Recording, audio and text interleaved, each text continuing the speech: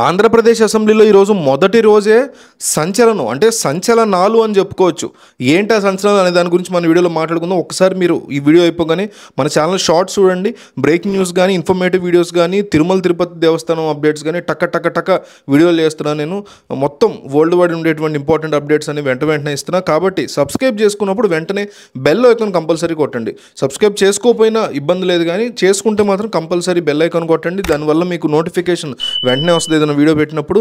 గతంలో మీకు గుర్తుంటే నంద్యాల బై ఎలక్షన్ అప్పుడు జగన్మోహన్ రెడ్డి వేసినటువంటి డైలాగు అది అల్టిమేట్ హీరోయిజం. అసలు అది నేను ఒక అంశాన్ని నమ్ముతున్నాను, నంద్యాల బై ఎలక్షన్లో మేము ఓడిపోయాం కరెక్టే, అవతల వ్యక్తి మనల్ని ఎంత గట్టిగా కొడితే దాన్ని మనం ఎంత తీసుకున్నాము అనే దాన్ని బట్టే మన యొక్క బలం ఆధారపడి ఉంటుంది.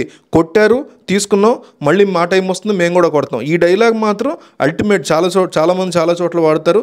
అదే సంవత్సరంలో అసెంబ్లీలోంచి వెళ్ళిపోయి అందరికీ దండాలు పెడుతూ అసెంబ్లీ నుంచి వెళ్ళిపోయినటువంటి జగన్మోహన్ రెడ్డి తర్వాత 2019 టైంలో ఒక అద్భుతమైనటువంటి విజయంతో 151 సీట్ల విజయంతో చంద్రబాబు లాంటి అతిపెద్ద రాజకీయ దురంధరుడిని కేవలం 23 సీట్లకే పరిమితం చేస్తూ ఏదైతే ఎంట్రీ ఇచ్చారో 2019 అసెంబ్లీలో అది అస్సలు సంచలనం అనుకున్నాం.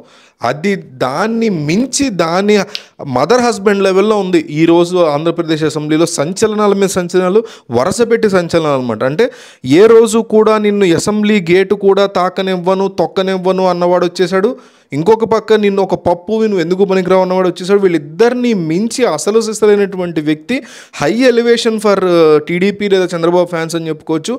తన భార్య పేరు చెప్పి అదే సభలో అవమానించినటువంటి వాళ్ళ అందరి ముందు ఛాలెంజ్ చేసి నేను మళ్ళీ సీఎంగా వస్తా, లేదంటే అసలు రాను అని శపథం చేస్తే ఇక జీవితంలో రాడు అని ఎద్దేవా చేసిన వాళ్ళ ముఖాన పేడగొడుతూ వాళ్ళందరూ కూడా ఓడిపోయి ఇంట్లో కూర్చొని టీవీలో చూస్తుంటే ఈయన అదే అసెంబ్లీలో సీఎంగా అడుగుపెట్టడం, అది ఎప్పుడే 2019లో చూసి అబ్బా హై లెవెల్ అనుకున్నాం. దాన్ని మించి ఒక 10 రెట్లు హై ఇచ్చింది ఈరోజు అసెంబ్లీలో అనుకోవచ్చు. వరుస పెట్టి ఓ పక్క పవన్ కళ్యాణ్ కూడా ఏ రోజు నువ్వు అసలు వార్డు మెంబర్గా గెలవనోడు నువ్వెవడా మమ్మల్ని అడగడానికి అని నోటికి వచ్చినట్టు మాట్లాడిన వాళ్ళందరూ కూడా ఈరోజు అసెంబ్లీలో లేరు. అసెంబ్లీ నుంచి ఒక తన్ని జనం వాళ్ళందరినీ బయటపడేశారు.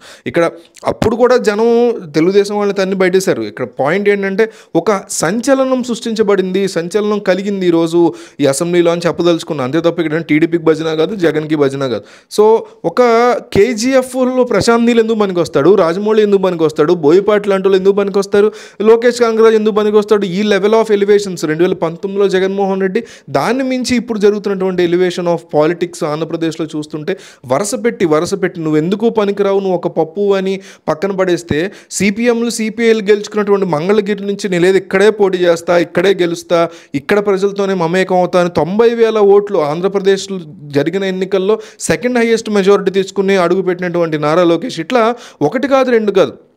ఇంకో పక్క ఈ ఓత్ సెరమనీ అయిపోగానే పులివెందుల ఎమ్మెల్యేగా అందరితో పాటు ఆయన కూడా ప్రమాణ స్వీకారం చేసేసి ఎక్స్ సీఎం జగన్మోహన్ రెడ్డి ఆయన ఛాంబర్లోకి, అంటే ఎమ్మెల్యేలందరికీ పార్టీకి ఒక ఛాంబర్ ఉంటుంది, ఆ ఛాంబర్లోకి వెళ్ళిపోయారనేటువంటి మాటలు, దాని తర్వాత కూడా ఫోటోలు బయటకు వచ్చాయి. అంటే ఆయన అసెంబ్లీలో కూర్చొని కూడా ఫేస్ చేయలేకపోయారు చంద్రబాబు నాయుడిని అనేటువంటి మాటలు వినిపిస్తున్నాయి. మరి 2019లో చంద్రబాబు ఫేస్ చేశారో మనకు తెలియదు, బట్ ఈయన చేయలేకపోయారు. డెఫినెట్లీ ఎన్టీవీలో బ్రేకింగ్ వచ్చింది, చాలా చోట్ల న్యూస్ వచ్చింది.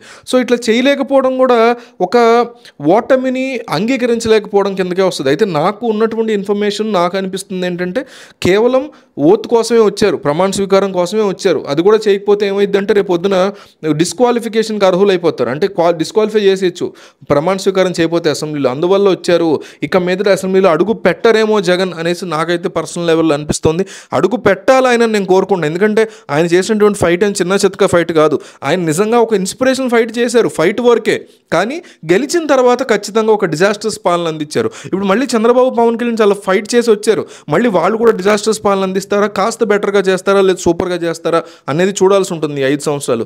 అయితే జగన్మోహన్ రెడ్డి లాంటి ఒక స్ట్రాంగ్ ఫైటింగ్ పర్సనాలిటీ అసెంబ్లీలో ప్రజల ముందు కూడా ఫైట్ చేయాలి, మీడియా ముందు కూడా, స్పీకర్ ముందు కూడా, ఈ 164 మంది ముందు కూడా తన 10 మంది ఉంటారో 5 ఉంటారో లేదు ఈయనతో కలిపి 11 మంది ఖచ్చితంగా ఉంటారో తెలియదు, కానీ ఫైట్ అయితే చేయాలి. బయట చేసేదే కాదు, అసెంబ్లీలో చేసేది కూడా ఫైటే. అసెంబ్లీ అనేది ఉన్నదే ఫైట్ చేయడానికి. దాంట్లో చాలా స్ట్రాంగ్గా వచ్చినటువంటి బిల్స్ కరెక్టా కాదా, వాటిలో మంచి ఏంటి చెడు ఏంటి అని మాట్లాడాల్సిన కాపాడాల్సి ఉండే బాధ్యత ఒక ఎమ్మెల్యేగా ఉంది. పులివెందల్లో ఎన్నో సమస్యలు ఉంటాయి, కుప్పంలో ఎన్నో సమస్యలు ఉంటాయి, పిఠాపురంలో ఎన్నో సమస్యలు ఉంటాయి. మీరు ఎక్స్ సీఎంలైనా, డిప్యూటీ మినిస్టర్లైనా, సీఎంలైనా, మీరు సీఎంలైనా, ఫార్మర్ సీఎంలైనా, మీరు 4 సార్లు సీఎం అయినా చంద్రబాబు, మీ కుప్పంని మీరు ముందు బాగు చేసుకోవడానికి మీరు ఇక్కడ ఎమ్మెల్యేగా అసెంబ్లీలో మీరు ముందు సంజాయిషి చెప్పుకోవాలి, ఇక్కడ సమాధానం చెప్పాలి, ఇక్కడ మీరు కష్టపడాలి. అట్లాగే అసెంబ్లీలో జగన్మోహన్ రెడ్డి కూడా తన పులివెందలను బాగు చేసుకోవాలి. అట్లాగే పిఠాపురం మీద కూడా పవన్ కళ్యాణ్ చాలా దృష్టి పెట్టి బాగు చేసుకోవాలి. సో ముందు ఎమ్మెల్యేలుగా మిమ్మల్ని మీరు ప్రూవ్ చేసుకోవాలి. దాంతోపాటు మాజీ ముఖ్యమంత్రులుగా కూడా ఇక్కడ నిలబడి స్ట్రాంగ్గా పోరాటం చేయాల్సిన బాధ్యత జగన్ మీద ఉంది. కానీ ఆయన వెళ్ళిపోయినటువంటి మాటలు వినిపిస్తున్నాయి. మళ్ళీ వస్తారని ఆశిద్దాం. నా లెవెల్లో నాకున్న సమాచారం ప్రకారం ఆయన మళ్ళీ రాకూడదు అనుకుంటారని అనిపిస్తోంది. ఇన్ఫర్మేషన్ అట్లా ఉంది. I want it to be wrong. నా ఇన్ఫర్మేషన్ తప్పు అవ్వాలని నేను కోరుకుంటున్నాను. ఎందుకంటే దారుణమైన ఓటమికు నెలకొల్పి చవి చూసిన చంద్రబాబు కావచ్చు, జగన్ కావచ్చు, రేపు పవన్ కళ్యాణ్ కావచ్చు, ఎవరైనా సరే నిలబడి పోరాటం చేయాల్సిందే. పవన్ కళ్యాణ్ది కాదా, గత ఎన్నికల్లో ఒక్క సీట్ వస్తే లేదు నేను నిలబడతా ప్రజల కోసం అని చెప్పి నిలబడ్డాడు. ఆయన ఒక్కడు గెలిచిన ప్రతిరోజు ఎమ్మెల్యేలాగా వచ్చేవాడు అసెంబ్లీకి. ఖచ్చితంగా ఇట్లాంటిది కొంతమందిలో, అందరిలో కొన్ని మంచి గుణాలు ఉంటాయి, కొన్ని చెడ్డ గుణాలు ఉంటాయి, చాలా చెడ్డ గుణాలు ఉంటాయి. సో జగన్లో, చంద్రబాబులో, పవన్ కళ్యాణ్లో చాలా చెడ్డ గుణాలు ఉంటాయి, కొన్ని మంచి గుణాలు ఉంటాయి. వాటిని నేను ఎత్తి చూపిస్తాను ఇక్కడ అంతే. సో జగన్మోహన్ రెడ్డి ఎట్లయితే స్పిరిటింగ్గా, ఇన్స్పిరేషనల్గా ఫైట్ చేశారో మళ్ళీ చేయాలి. దానికి అవసరమైతే ఓటమితో ఒక్క ఎమ్మెల్యేనా గెలిచి తాను కూడా 2 చోట్ల ఓడిపోయిన పవన్ కళ్యాణ్ అయినా ఇన్స్పిరేషన్ తీసుకోవాలి. తప్పేమీ లేదు. పోరాటం చేయండి, ప్రజలకు ఉపయోగపడేటువంటి పనులు చేయండి అనేటువంటి మనం కోరుకోవాలి ఎవరినైనా. ఇందాక చెప్పినట్టు ఒక్కసారి మీరు వెళ్ళి మన ఛానల్ షార్ట్స్ చూడండి. షార్ట్స్లో మీకు బ్రేకింగ్ న్యూస్ అని టక్క మంచి ఇన్ఫర్మేటివ్ వీడియోస్ ఇస్తున్నా. సో సబ్స్క్రైబ్తో పాటు బెల్ కంపల్సరీ కొట్టండి. దానివల్ల మీరు సబ్స్క్రైబ్ చేసుకుని ఎటువంటి ఉపయోగం ఉండదు లేకపోతే. ఎందుకంటే ఇప్పుడే బ్రేకింగ్ న్యూస్ వచ్చింది. నేను ఇప్పుడు కొడాలని అరెస్ట్ వెంటనే బ్రేకింగ్ న్యూస్ చూసాను, అందరికంటే ముందు, TV9 కంటే ముందు వెళ్ళి చూడండి. సో అది మీకు వెంటనే నోటిఫికేషన్ వస్తుంది. మీరు బెల్ కొట్టలేదు, సబ్స్క్రైబ్ చేసుకున్నారు, అది రేపు మధ్యాహ్నం చూస్తారు. ఉపయోగం ఏముంది?